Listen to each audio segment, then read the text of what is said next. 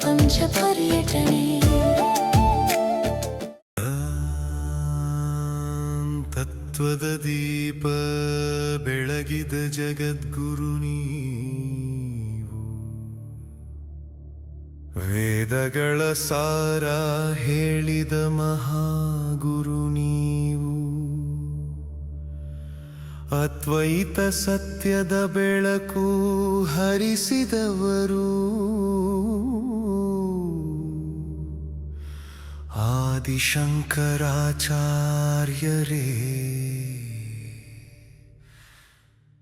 ನಮೋ ನಮಃ.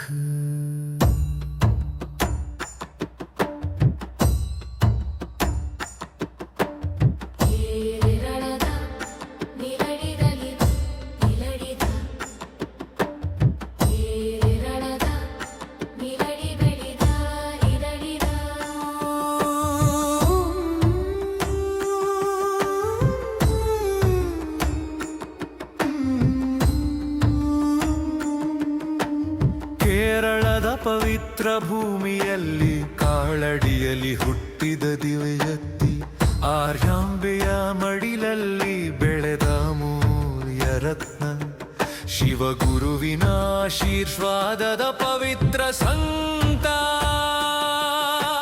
ಬಾಲ್ಯದಲ್ಲೇ ವೇದಗಳ ವಿದ್ಯೆ ಪಡೆದವರು, ಚಿಕ್ಕ ವಯಸ್ಸಿನಲ್ಲೇ ಬ್ರಹ್ಮತತ್ವ ಅರಿತವರು, ಸನ್ಯಾಸ ಮಾರ್ಗ ಹಿಡಿದ ಮಹಾಯೋಗಿ, ಧರ್ಮ ರಕ್ಷಣೆಗೆ ಹೊರಟ ತಪಸ್ವಿಯವರು.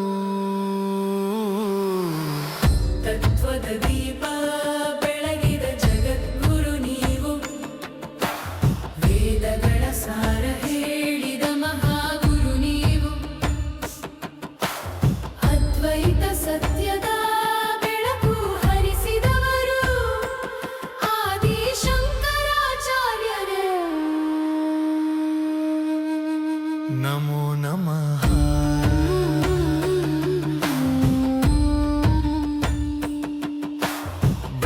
ಸತ್ಯ ಜಗತ್ ಮಿಥ್ಯ ಎಂಬ ಮಹಾಮಂತ್ರ ಸಾರಿದವರು, ಜೀವ ಬ್ರಹ್ಮ ಒಂದೇ ಸತ್ಯ ಎಂದು ಲೋಕಕ್ಕೆ ತಿಳಿಸಿದವರು, ಭಾರತದ 4 ದಿಕ್ಕುಗಳಲ್ಲಿ ಧರ್ಮದ ದೀಪ ಬೆಳಗಿಸಿದವರು, ಶೃಂಗೇರಿ ಶಾರದಾ ಪೀಠದಿಂದ ಹರಿತ ತತ್ವದ ಧಾರೆ, ಸನಾತನ ಧರ್ಮದ ರಕ್ಷಕರು ನೀವು.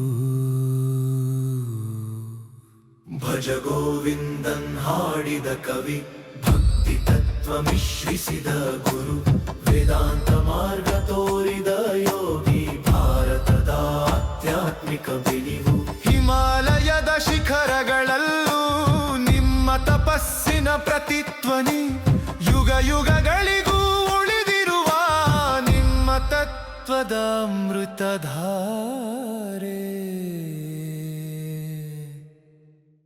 ತತ್ವದ ಬೆಳಕು ನೀವು, ಭಾರತದ ದಿವ್ಯ ಗುರು ನೀವು, ಮನದೊಳಗೆ ಬೆಳಗುವ ಆದಿಶಂಕರಾಚಾರ್ಯರೇ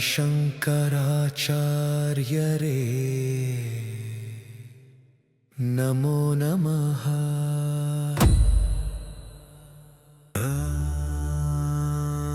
ತತ್ವದ ದೀಪ ಬೆಳಗಿದ ಜಗದ್ಗುರು ನೀವು, ವೇದಗಳ ಸಾರ ಹೇಳಿದ ಮಹಾಗುರು ನೀವು, ಅದ್ವೈತ ಸತ್ಯದ ಬೆಳಕು ಹರಿಸಿದವರು,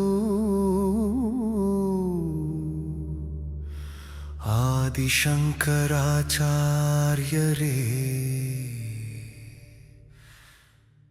ನಮೋ ನಮಃ.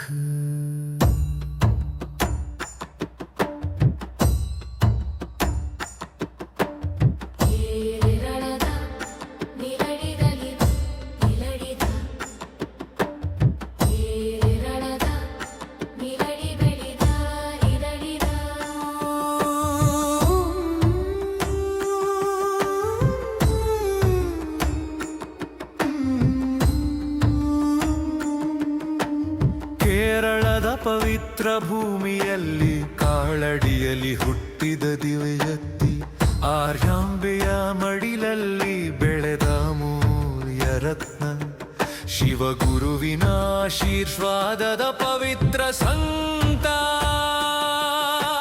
ಬಾಲ್ಯದಲ್ಲೇ ವೇದಗಳ ವಿದ್ಯೆ ಪಡೆದವರು ಚಿಕ್ಕ ವಯಸ್ಸಿನಲ್ಲೇ ಬ್ರಹ್ಮತತ್ವ ಅರಿತವರು ಸನ್ಯಾಸ ಮಾರ್ಗ ಹಿಡಿದ ಮಹಾಯೋಗಿ ಧರ್ಮ ರಕ್ಷಣೆಗೆ ಹೊರಟ ತಪಸ್ವಿಯವರು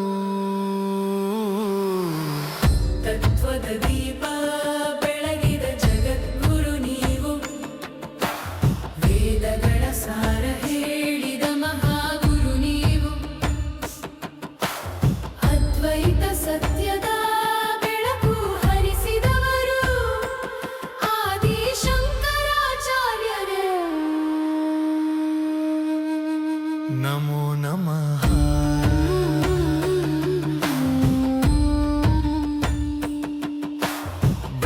ಸತ್ಯಯಂ ಜಗತ್ ಮಿಥ್ಯ ಎಂಬ ಮಹಾಮಂತ್ರ ಸಾರಿದವರು ಜೀವ ಬ್ರಹ್ಮ ಒಂದೇ ಸತ್ಯ ಎಂದು ಲೋಕಕ್ಕೆ ತಿಳಿಸಿದವರು ಭಾರತದ 4 ದಿಕ್ಕುಗಳಲ್ಲಿ ಧರ್ಮದ ದೀಪ ಬೆಳಗಿಸಿದವರು ಶೃಂಗೇರಿ ಶಾರದಾ ಪೀಠದಿಂದ ಹರಿತ ತತ್ವದ ಧಾರೆ ಸನಾತನ ಧರ್ಮದ ರಕ್ಷಕರು ನೀವು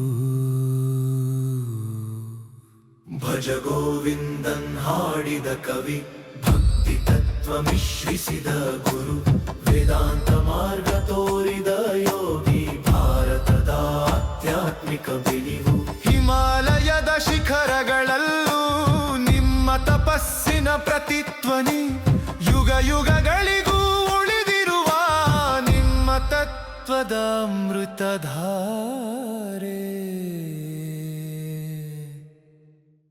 ತತ್ವದ ಬೆಳಕು ನೀವು ಭಾರತದ ದಿವ್ಯ ಗುರು ನೀವು ಮನದೊಳಗೆ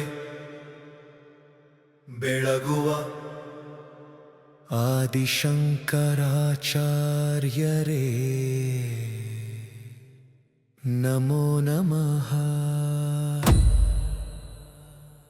ಮಹಾದೇವ ಶಿವ ಶಂಭೋ ಸಾಧು ಸಂರಕ್ಷಣ ಪಾವನ ಸಾಧು ಸಂರಕ್ಷಣ ಪಾವನ ಶ್ರೀ ಮಹಾದೇವ ಶಿವ ಶಂಭೋ ಪರಮೇಶ್ವರ ಕರುಣಾಕರ ಮೂರ್ತೆ ಪರಮೇಶ್ವರ ಕರುಣಾಕರ ಮೂರ್ತೆ ಸಾಮಗಾನ ನಿಜವೇದ ಸ್ಫೂರ್ತೆ ಸಾಮಗಾನ ನಿಜವೇದ ಸ್ಫೂರ್ತೆ ಪರಮೇಶ್ವರ ಗಂಗಾಧರ ತೀರ್ಥ ಪರಮೇಶ್ವರ ಗಂಗಾಧರ ತೀರ್ಥ ಪತಿತ ಪಾವನ ಪಶುಪತ ಪತಿತ ಪಾವನ ಪಶುಪತ ಶ್ರೀ ಮಹಾದೇವ ಶಿವ ಶಂಭೋ ಮಾರಕೋಟಿ ಸುಂದರ ಪ್ರಭೋ ಶ್ರೀ ಮಹಾದೇವ ಶಿವ ಶಂಭೋ ಶಿವ ಶಂಭೋ ಶಿವ ಶಂಭೋ ಶಿವ ಶಂಭೋ ಶಿವ ಶಂಭೋ ಶಿವ ಶಂಭೋ. ಹರಿ ಓಂ. ಭಕ್ತಾದಿಗಳಲ್ಲಿ ವಿನಂತಿ ನೋಡಿ, ಪ್ರತಿಯೊಬ್ಬರಿಗೂ ಆಸನದ ವ್ಯವಸ್ಥೆ ಆಗಿದೆ. ಇಲ್ಲಿ ನಿಂತ್ಕೊಂಡಿರೋರೆಲ್ಲ ಅಲ್ಲಿ LED ಇಂದ ಮುಂದೆ ಚೇರುಗಳು ಖಾಲಿ ಇದೆ, ದಯವಿಟ್ಟು ಅಲ್ಲಿ ಕೂತ್ಕೊಳ್ಳಿ. ಪಾದ ಪೂಜೆ ಇರೋ ಗುರುಪಾದಕ ಪೂಜೆ ಮತ್ತೆ ಭಿಕ್ಷಾ ವಂದನೆ ಬಗ್ಗೆ ಆ ಒಂದು ಸಮಿತಿಯವರು ಬಂದ ತಕ್ಷಣ ನಿಮಗೆ ಆ ಸೂಚನೆಗಳನ್ನ ನೀಡಲಾಗತ್ತೆ. ಎಷ್ಟು ಕಾಣಿಕೆ ಕೊಡ್ಬೇಕು, ಯಾವ ಕಡೆಯಿಂದ ಕ್ಯೂನಲ್ಲಿ ಹೋಗ್ಬೇಕು ಅನ್ನೋದನ್ನೆಲ್ಲ ತಿಳಿಸ್ಕೊಡ್ಲಾಗತ್ತೆ. ಯಾರು ಆತಂಕ ಪಡ್ಬೇಕಾಗಿಲ್ಲ, ಎಲ್ಲ ಸಾವಧಾನವಾಗಿ ಕೂತ್ಕೊಂಡಿರಿ. ಗುರುಗಳು ಬಂದ ನಂತರವೇ ಪ್ರತಿಯೊಂದು ಕಾರ್ಯಕ್ರಮನೂ ಪ್ರಾರಂಭ ಆಗತ್ತೆ. ಹಾಗಾಗಿ ಅಲ್ಲಿವರೆಗೂ ಭಗವನ್ ನಾಮಸ್ಮರಣೆಯನ್ನ ಆಲಿಸೋಣ, ಭಗವಂತನ ಸ್ಮರಣೆಯನ್ನ ಮಾಡ್ತಾ ಇರೋಣ. ಹರಿಯೋ ಬೋಲೋ ಭಾರತ್ ಮಾತಾ ಕಿ, ಶ್ರೀ ಶಾರದಾಂಬಾ ಕಿ, ಶ್ರೀ ಆದಿಗುರು ಶಂಕರಾಚಾರ್ಯ ಕಿ, ಚಂದ್ರಮೌಳೇಶ್ವರ ಸ್ವಾಮಿ ಕಿ, ಶ್ರೀ ಶ್ರೀ ಶ್ರೀ ಭಾರತೀ ತೀರ್ಥ ಸ್ವಾಮಿ ಕಿ, ಶ್ರೀ ಶ್ರೀ ಶ್ರೀ ವಿಧುಶೇಖರ ಭಾರತಿ ಸ್ವಾಮಿ ಕಿ. ಹರಿ ಓಂ. पश्यन्नात्मनिमायय महिमोद्भूतं यथा निद्रया यश्चाक्षात् कुरुते प्रबोधसमये स्वात्मानमेवात्मयम् तस्मै श्रीगुरुमूर्तये नमः इदं दक्षिणामूर्तये तस्मै श्रीगुरुमूर्तये नमः इदं श्रीदक्षिणामूर्तये बीजस्यान्तरिवाङ्कुरो जगदिदं प्राग्निर्विकल्पं पुनः त्यपि महायोगी वयस्वेच्छया तस्मै श्रीगुरुमूर्तये नमः इदं श्रीदक्षिणामूर्तये तस्मै श्रीगुरुमूर्तये नमः इदं श्रीदक्षिणामूर्तये यस्यैव स्फुरणं सदात्मकमसत्कल्पार्थकं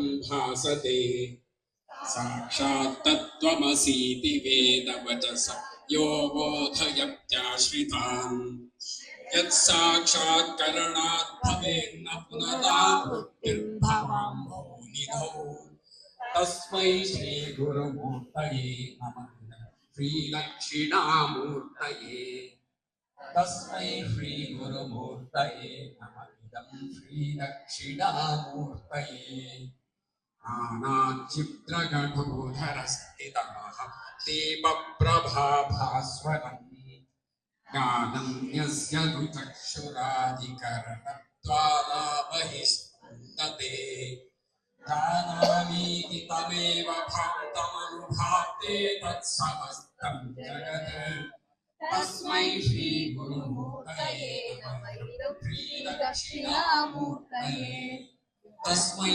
श्रीगुरुमूर्तये नमः श्रीदक्षिणामूर्तये देहं प्राणमपीन्द्रियाण्यपि च बुद्धिं च शून्यं विदुः श्रीबालान्धकरोपहस्त्वः भ्रान्ताभृशं वादिनः मायाशक्तिविलासकल्पितमहाज्ञानोहसंहारिणे तस्मै श्रीगुरुमूर्तये नमः श्रीदक्षिणामूर्तये तस्मै श्रीगुरुमूर्तये नमः तस्मै श्रीगुरुमूर्तये नमः श्रीदक्षिणामूर्तये तस्मै श्रीगुरुमूर्तये नमः श्रीदक्षिणामूर्तये माल्यादिष्वपि जाग्रदानि तथा सर्वास्वस्थास्वपि कल्पधूमनीता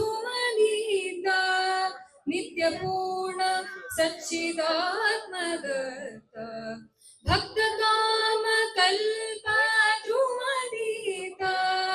नित्यपूर्ण सच्चिदात्मदत्त शंकर गुरु रूपा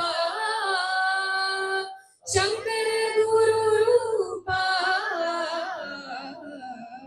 योगी मनेगे बंद श्री गुरुदेव मनेगे बंद कालली पादुक कೈಯಲ್ಲಿ ದಂಡ ಕಾಲಲಿ ಪಾದುಕ ಕೈಯಲ್ಲಿ ದಂಡ ಬಾಲರವಿಯ ಕಳೆಯ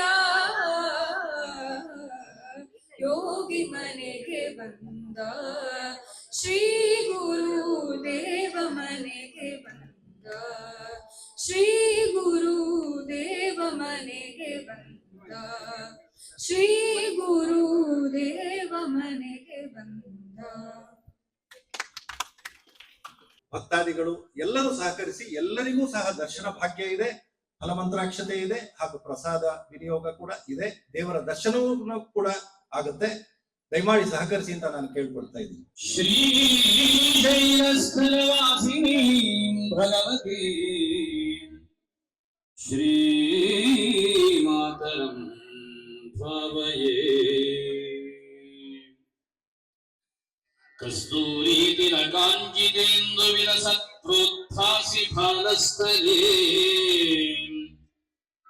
ಕರ್ಪೂರದ್ರವ ಮಿಶ್ರ ಚೂರ್ಣ ಖದಿರಾ ಮೋದೋಲ್ಲಸದ್ವೇದಿಕಾ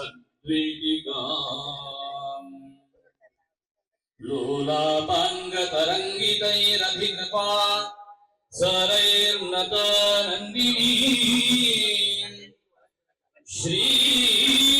ಶ್ರೀಶೈಲಸ್ಥಳವಾಸಿನಿ ಭಗವತಿ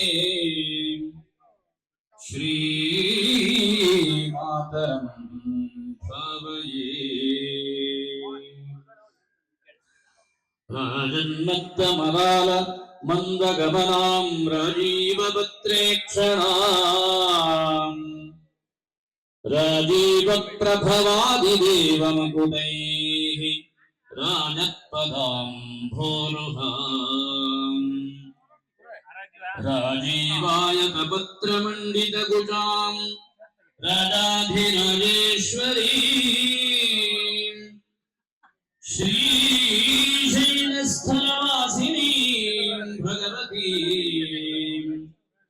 श्री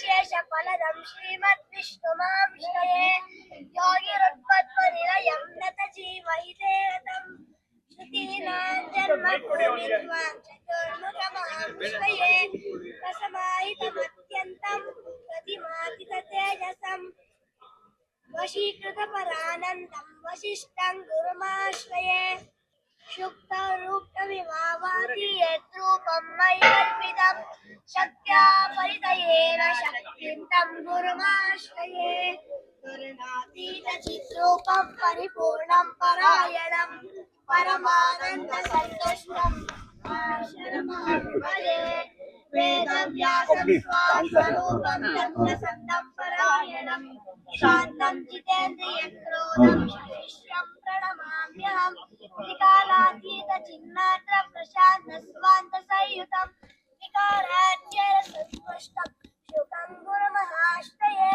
गूढामाया यस्य वाक्यैर्व्रीडिता विलयं गता क्रीडन्तं विद्यया सार्धं गौडपादं तमाश्रये जीवेशभेदरहितं नाविकं भववारिदे